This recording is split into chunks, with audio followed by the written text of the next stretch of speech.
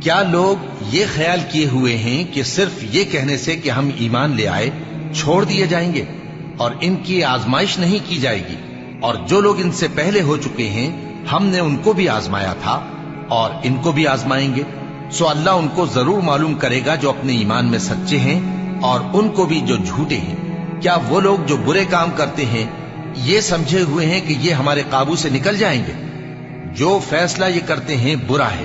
جو شخص اللہ کی ملاقات کی امید رکھتا ہو تو اللہ کا مقرر کیا ہوا وقت ضرور آنے والا ہے، اور وہ سننے والا ہے، جاننے والا ہے۔ اور جو شخص محنت کرتا ہے تو اپنے ہی فائدے کے لیے محنت کرتا ہے، بے شک اللہ تو سارے جہان سے بے نیاز ہے۔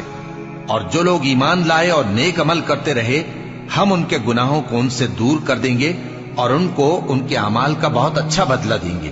اور ہم نے انسان کو اس کے ماں باپ کے ساتھ نیک سلوک کرنے کا حکم دیا ہے۔ اے مخاطب، اگر تیرے ماں باپ تجھے مجبور کریں کہ تو میرے ساتھ کسی کو شریک بنائے جس کی حقیقت کی تجھے واقفیت نہیں تو ان کا کہا نہ مانیو۔